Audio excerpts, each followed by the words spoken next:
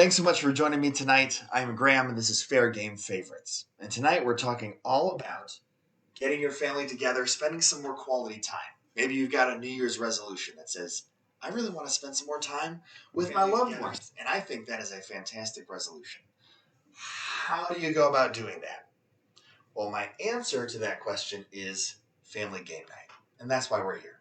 So, with that in mind, I've got a couple of pointers here. If you have some thoughts yourself, I would love to hear from you. So, if you've got some thoughts, throw them up in the chat. Otherwise, I've got a handful of really swell ideas for you. It's about 5 things to start up your family game night. The first one is building excitement. You got to get people on board. And in theory, it should be a really easy sell, right? Because games are fun, and in theory, you don't hate these people, but it doesn't always quite go that smoothly. So now for kids, it should be pretty easy to get them excited about playing games, right?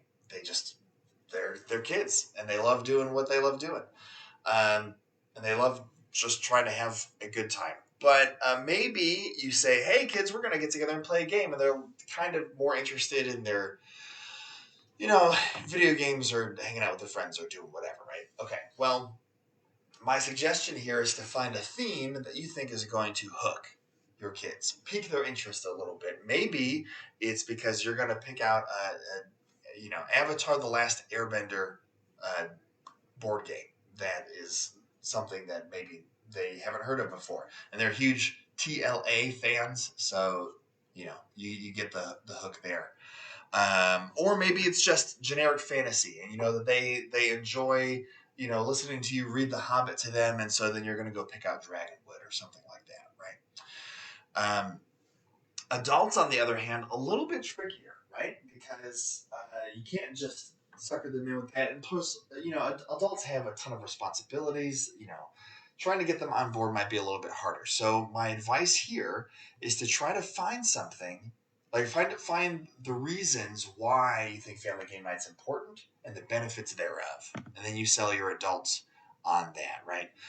This would also apply to teenagers as well. So, hey, we're actually doing something. We're not just watching another show. Or we're not glued to our phones, or we're actually getting a chance to interact and laugh and be goofy. We're getting less screen time. That's a good selling point for lots of adults too. And also, this is an interesting activity that doesn't require a lot of time or money. We just get the game and set it up, and we've already paid our money up front, and it wasn't even that much, so we can get a lot of fun without necessarily having to drive a lot of places or spend a lot of cash. My second point is that we have to schedule in a time. This is always a little bit tricky, right? Because we got a million things going on in our lives. My mom likes to say that life gets in the way of living, and I don't blame her. So a couple of pointers here. Not only do you have to find a time that actually works for people based on all the different events and things that they have going on, but you have to make sure that this becomes a priority, right? Family game night has to have a certain level of inflexibility, or else it's just going to kind of get brushed away and tossed out the window.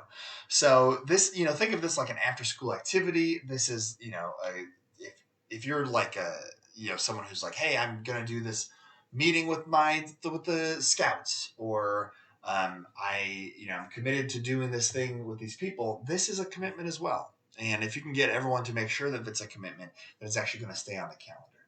Speaking of, I think it's a great idea to put this on a public calendar. I don't know if everyone is doing fancy GCal, Google synced calendars with all their different devices, or if you were just doing the old-fashioned hanging a calendar up on the fridge, right? But regardless, you want to make sure that family game night gets put into a spot where everyone's going to see it, not forget it, and have the expectation set that we are going to do this thing, right?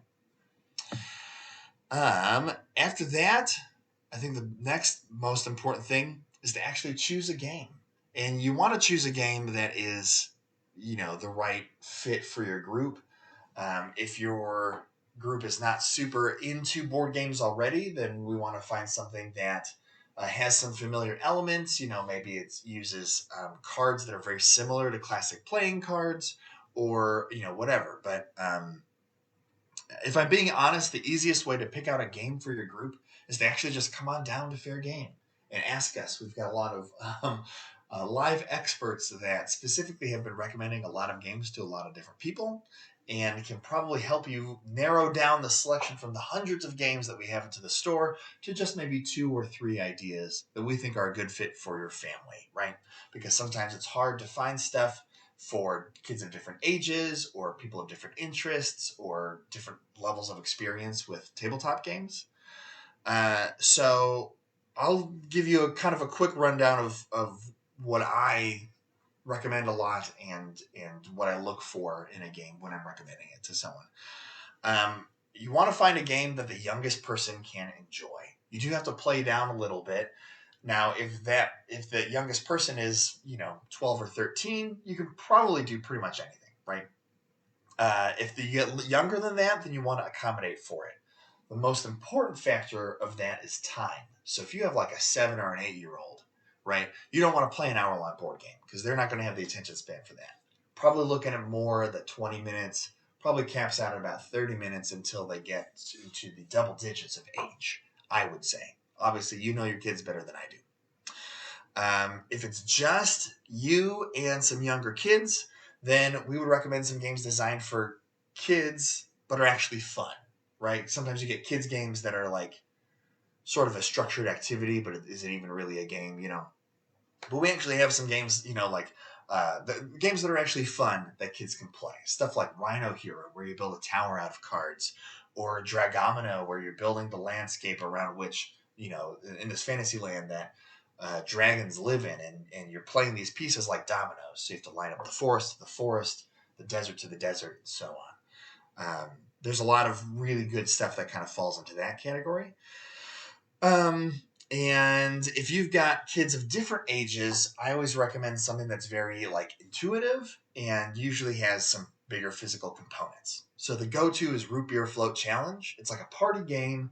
You can play it with up to 8 people, but really it's a game that's like got these minute to win it style challenges where you are, trying to pick up a ping pong ball with straws, right, and dump it into a tin can. That kind of stuff. It comes with all the components that you need to play, and even if you have like someone who's very young and their reading comprehension is not quite good enough to understand what the challenge is that's written on these cards, someone else in the room can read it to them, explain what they need to do, and the kids are going to be right there, super engaged and ready to do exactly that. However, that kind of game is also actually fun if you're 10, or if you're 15, or if you're 45 or 80, right? It's good for all ages. There's a couple other things that I would think about. If you're looking more for adults, then we've got some really classic strategy games that we would call points of entry, meaning that they're just games that everyone can enjoy if you want a bit of strategy, right? So stuff like Planet, where you are building a planet and trying to use these magnet pieces to build a planet and earn the most number of species, or Wingspan is like the go-to for the last couple of years, where you're collecting birds and adding them to your aviary. There's a lot of strategy that goes into Wingspan, and it's a cool little puzzle that we all get to play together. Lots of recommendations for that kind of stuff. If you have other things that you think would be really good for us, or if you have other stipulations that you're curious about, again, I think the best way to go is just to come on into Fair Game and ask us some questions, right? Point number 4 is to prepare in advance.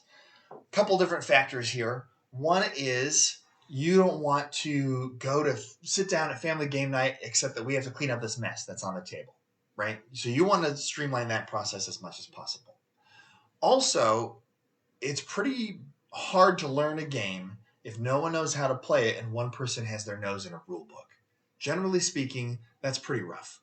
So what I would recommend doing is reading the rulebook in advance, maybe getting out some of the pieces and just setting up the game, getting a sense of like where stuff goes. It doesn't have to be a big process, but just spend like 15 minutes in advance And the start of your family game night is going to, start off really smoothly. And that's just going to keep people's attention more, right? Because when they sit down at the table, you're immediately engaging them by saying, okay, guys, we are going to play King of Tokyo. This game's awesome. We got Tokyo in the middle, and here's all the different monsters you can be. Who wants to be the giant chicken, right? Right off the bat.